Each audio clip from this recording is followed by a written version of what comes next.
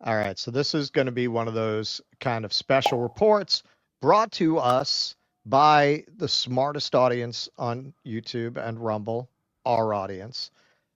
Okay, so I hadn't heard about this change in the Defense Department, but when we did the Trump segment about the Madison Square Garden rally, I mentioned Posse comitatus, and a lot of people mentioned that there was this change in the Defense Department guidelines, and a lot of people also mentioned Barack Obama effectively gutting Posse comitatus.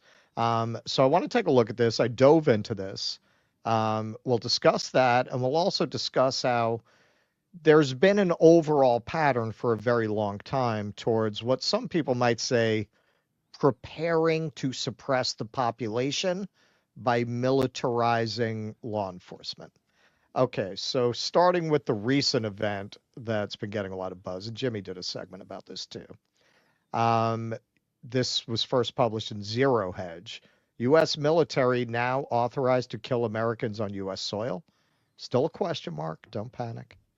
As the U.S. prepares for one of the most controversial and closely watched elections in its history, a concerning update to DoD Directive 5240.01 has quietly been put into effect. Reissued on September 27, 2024, this directive governs the Department of Defense's intelligence activities and now includes provisions authorizing lethal force in certain circumstances when assisting civilian law enforcement. While the directive forbids assassination, it opens the door to lethal interventions under national security conditions. The reissuance of DoD Directive 5240.01 repealed, I feel like I'm in Brazil, not the country, the movie, repealed previous versions, including the 1982 DoD. I'm not reading that again. You got the picture. While the update might seem routine, the changes regarding the use of lethal force in domestic operations are significant. In the 2016 version, the directive primarily focused on intelligence collection and ensuring civil liberties protections for U.S. persons. It emphasized strict oversight and the need for authorization before collecting U.S. person information. However, the 2024 version expands the military's role, particularly in assisting civil law enforcement, and authorizes lethal force under specific conditions, raising questions about its use during potential civil unrest surrounding the election.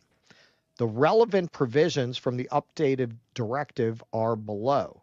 Quote, subject to paragraph 3.1, defense intelligence components may provide personnel to assist a federal department or agency, including a federal law enforcement agency or a state or local law enforcement agency when lives are in danger in response to a request for such assistance in accordance with the following approval authorities.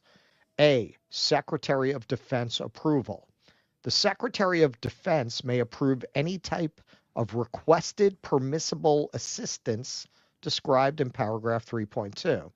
Now, I read this over several times, and I'm not a lawyer, but it sounds to me like they're essentially saying, at the discretion of the Secretary of Defense, any request that they get that claims that there's a reasonable need for support will allow the Secretary of Defense to provide military support to civilian law enforcement.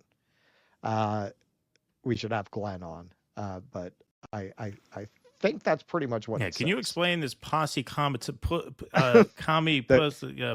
Can you explain pussy come inside us?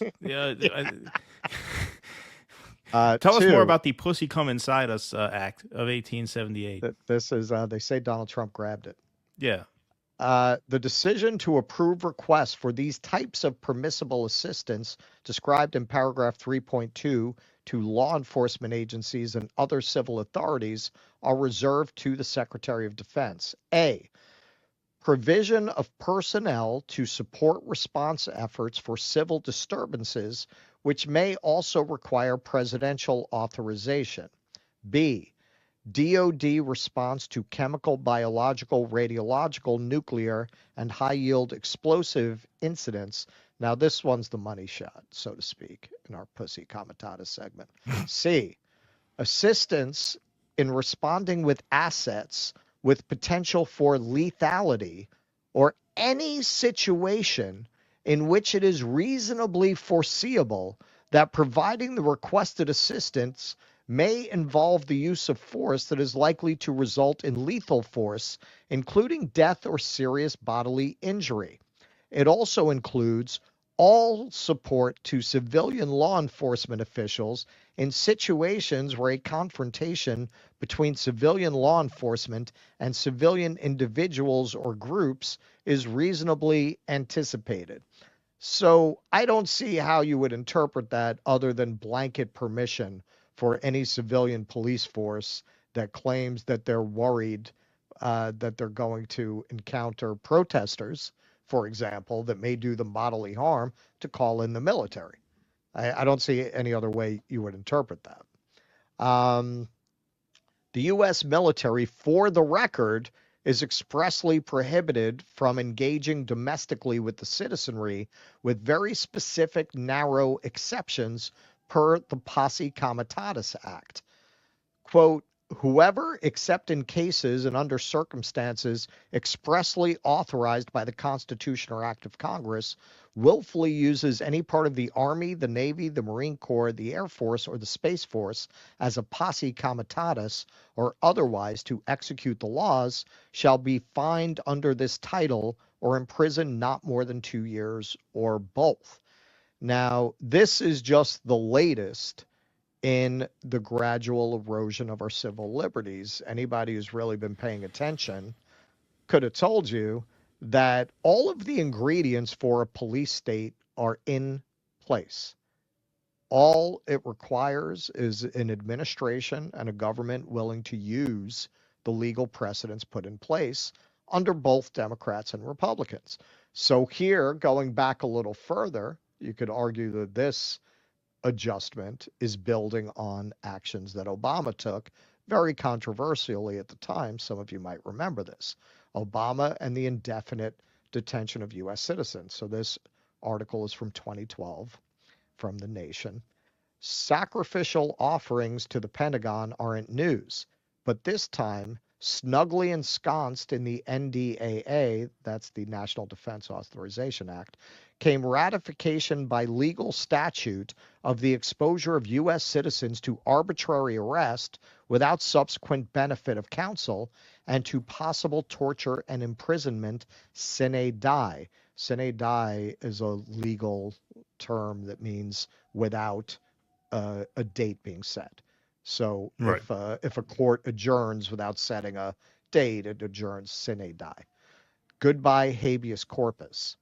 Under the terms of the NDAA, a suspect seizure by the military is a requirement if the suspect is deemed to have been substantially supporting al-Qaeda, the Taliban, or associated forces. By the military, until December 31st, the Posse Comitatus Act of 1878 limited the powers of local governments and law enforcement agencies from using federal military personnel to enforce the laws of the land. No longer. The NDAA renders the Posse Comitatus Act a dead letter. Connoisseurs of subversion and anti-terror laws well know that associated forces can mean anything.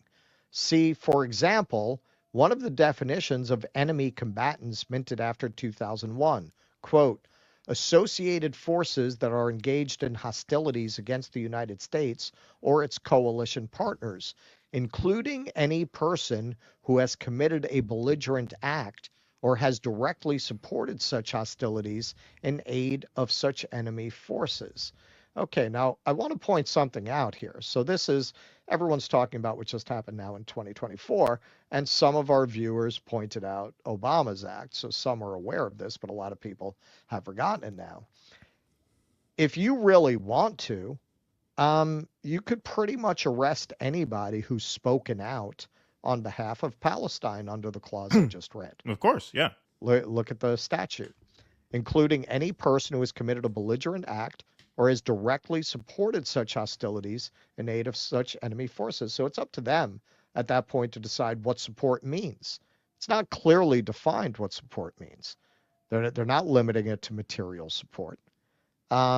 This is what I mean when I say all the ingredients for a police state, from mass surveillance to tracking people's internet activity to cameras in all of the cities to the right to indefinitely detain people without charge to prosecuting people based on support of organizations deemed terrorist or hostile to the United States.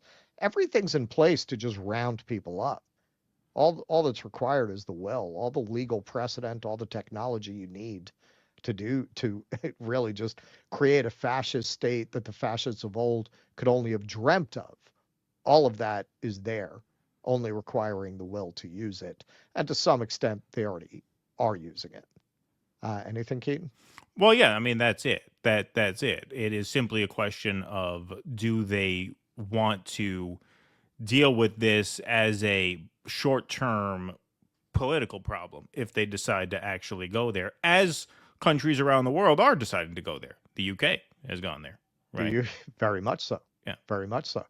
Hey, some people, not everybody, but if you remember when I was there covering the Assange thing, in one of the streams, I was talking to a few guys and I said, "Hey man, I'm a little worried being over here." Right. Now I don't think anyone would laugh if you said Yeah, that. exactly. I was following I was following the news over there. So I just want to point this out very quickly. So Taibbi has probably done the most extensive writing about how these fact-checking organizations are really just cutouts for the intelligence services. Um, at best, it's hysterical libs parroting establishment narratives. This is a really good example.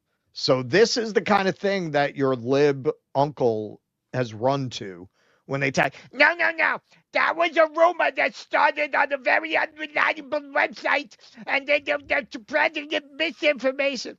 Okay, so this whole thing never takes on the core premise of that article, which is that our civil liberties have been eroded and the Posse Comitatus Act has been undermined by this alteration to the statute. It only wants to litigate the claim that this was done in preparation for the election because that is conveniently unprovable. The article doesn't say it was definitely done for that reason. Do they go after CNN every time it says, possibly this is because of this? Do they do that? No. But here they've got this whole thing, this whole hysterical conspiratorial hysteria. Early last week, rumors started to spread between multiple social media platforms and across political communities online about a recently reissued Department of Defense directive that documents procedures when there is a potential use of lethal force. Some online communities have speculated that the directive's changes are timed with the upcoming election, with some suggesting without evidence that the intent behind the change is that the government is planning to use force against Americans. The viral spread could be exploiting a data void, a situation where there is no reliable information about a topic in search results, given there are no published fact checks or traditional journalist coverage of the directive's changes. Wow, man. The mind of somebody who would read this and take it seriously. Yeah. All of it is just people are speculating. They're thinking for themselves. They don't have an authoritative source. Why is the source that printed it not an authoritative source? Well, because it's not a legacy media source. People like you didn't fact check it. It's not even really questioning the core premise. Hey, what's your theory on why they did this so close to an election? Why did they all of a sudden change this obscure section? It's not a crazy thing to speculate. And then graphs, charts, right? So this is how the whole fact check industry works. And part of what is so dangerous about this is, hey, there are a lot of people out there who are ready to believe pretty much anything now. And part of the reason is because this is what passes for an authoritative fact check. Well, so where are they supposed to turn? You claim to be authorities, and this is just propaganda, where you're dismissing something that's clearly dangerous. Right. And you're dismissing people who want to talk about it and figure out what it means. So then they're not going to listen to you about anything at that point. And pretty much all the fact checking services are like this. Okay, so just to scare the shit out of you a little more, this goes well beyond the military. This goes well beyond unleashing the military. They have been militarizing the civilian police forces for quite some time. So this article is from 2020. It's the best comprehensive article I've found on the subject. Just a little bit of this. Created as part of 1997's National Defense Authorization Act, the 1033 program allows the Department of Defense to get rid of excess equipment by passing it off to local authorities who only have to pay for the cost of shipping. A precursor, the slightly more restrictive 1208 program, began in 1990. According to the Law Enforcement Support Office, which oversees the process, over $7.4 billion of property has been transferred since the program's inception. More than 8,000 law enforcement agencies have enrolled. Much of that inventory is perfectly ordinary: office equipment, clothing, tools, radios, and so on. But the haul also includes some of the so-called controlled equipment, rifles, armored vehicles, and so on, that have helped create such a spectacle of disproportion. The Department of Defense does not provide training for law enforcement agencies that receive controlled property. Oh, what do you want, a rocket launcher? Sure, just be careful. Be Right. careful with that thing. Instead, it's left to recipients to certify their own training each year. Quote, what programs like 1033 have done is given people the equipment to carry out operations that are traditionally done by tactical teams that otherwise would not have been able to obtain it, says Jonathan Mumolo, a political science at Princeton University who focuses on policing. That is for sure not always accompanied by extensive training. There's just a lot of variation in policing standards across the board. That seemingly lax oversight has manifested in other troubling ways as well. In a 2017 sting operation, the General Accountability Office obtained over 100 controlled items from the 1033 program, including night vision goggles and pipe bomb materials, with a total estimated value of $1.2 million. All it took was the creation of a fake law enforcement agency website and shipping address. The GAO's fraudulent application was processed and approved within a week. Within a week. A year after Ferguson, then President Barack Obama signed an executive order that prohibited state and local law enforcement from receiving certain types of property, like grenade launchers and weaponized aircraft, under the 1033 program. But these restrictions were short-lived. Trump lifted them in 2017. Wow, hang on. I thought he was going to get elected and restore our freedoms and stuff. I thought he was there to bring back freedom to America. I thought he was fighting the deep state and all. That's a strange choice for a relentless fighter against the deep state. I'm a dissident guy. Yeah, I thought he was a dissident. That's not a very dissident thing to do. Although, listen, the next part of this will illustrate the difference between Democrats and Republicans right here, and there isn't much of one. Lowand argues the actual impact of that revocation has been negligible. Obama's original executive order ultimately only applied to around 300 departments, he said, and there's no sign in recent DLA inventories that previously restricted items have been sent out again. In a working paper currently under review, Lowand finds that the demilitarization efforts that did take place in those 2 years showed no detectable impact on violent crime or officer safety. So basically, Obama did what Democrats do, a meaningless gesture, to claim that he did something about the problem that didn't really have very much impact. And then Trump got rid of the gesture. Right. That's basically what happened. Okay, so on a final note, to really illustrate, yes, this change in the wording of that section seems to open the door further to the military supporting the local police. But to suppress the population, if they're really directed to do so, if you're not already convinced they have everything they need already, and that's the end product of a decades-long effort to militarize the police, nearly 90% of American cities with populations above 50,000 have SWAT teams, more than 4 times the level of the mid-1980s. In 1980, SWAT teams across America were deployed around 3,000 times.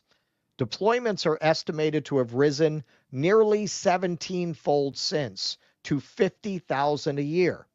Tactical police units are not just common in big cities, though nearly 90% of American cities with populations above 50,000 have SWAT teams. So do more than 90% of police departments serving cities with 25 to 50,000 people, more than 4 times the level from the mid-1980s. Most SWAT teams are deployed to serve routine drug-related warrants on private homes, often with disastrous consequences. Radley Balco, a journalist who wrote the essential book on police militarization, has found at least 50 cases where innocent people died as a result of botched SWAT raids. Tactical teams have been deployed to break up poker games, raid bars suspected of serving underage drinkers, and arrest dozens of people for the distinctly non-life-threatening crime of barbering without a license.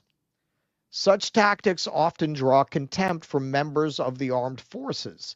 Veterans criticized police in Ferguson for intimidating the crowd rather than controlling it, for failing to share information with citizens, and for escalating the standoff.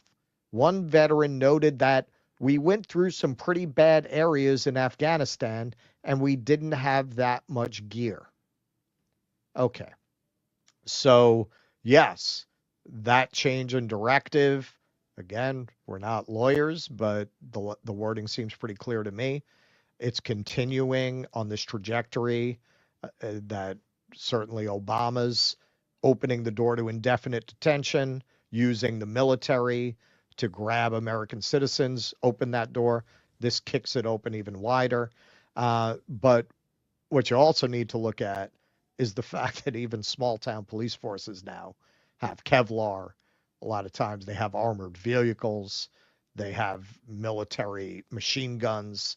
They have everything they need to wage war on the population. And a lot of people have been saying, myself amongst them, that's not an accident. So something I often point out, because the libs are so obsessed with LGBTQ issues. It's one way I see to maybe get through to them about this. Every year during Pride, I'll often post something about Stonewall and say, you could never do this today because of the militarization of the police. You could never do this. When you read the story of Stonewall today, it's hard to imagine that they got away with this. Oh, of course, yeah. They were throwing rocks and bottles at the police for 3 fucking days. Right. The police who were barricaded in the bar called in backup. Police car drove up. The crowd turned on them. They drove away. Today, they'd come in with tanks. They'd come in with tear gas. They'd come in with pepper spray. And people would probably get killed. It would all be over in a few hours now.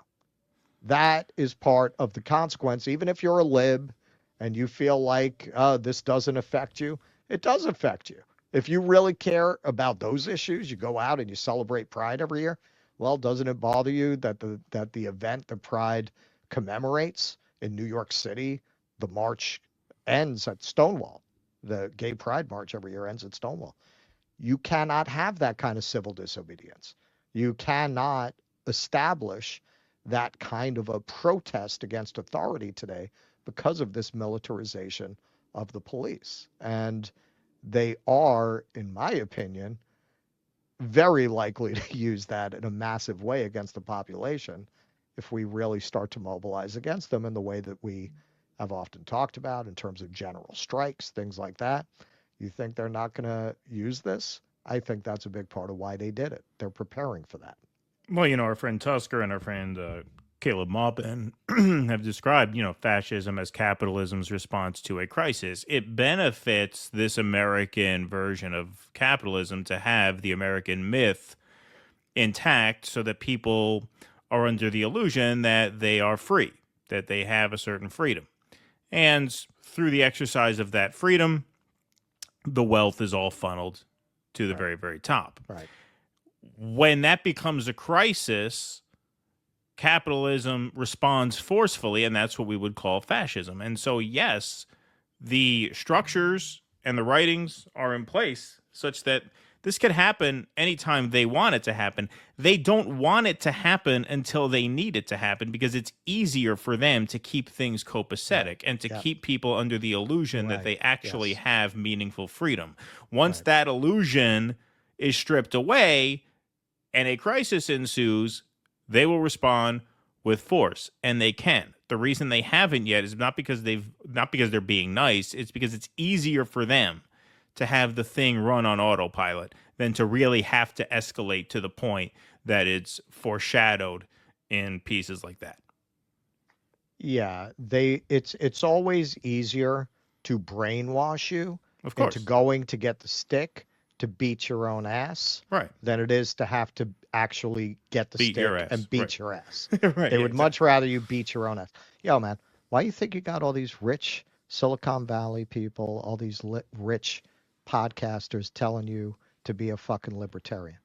Right, exactly. Because they want you to fight to protect their property. Exactly. To protect their wealth. You ain't got no property, you ain't got no wealth, and you're yelling about property rights? Right. That's what it's all about. That's it. That's what it's all about. Please clap.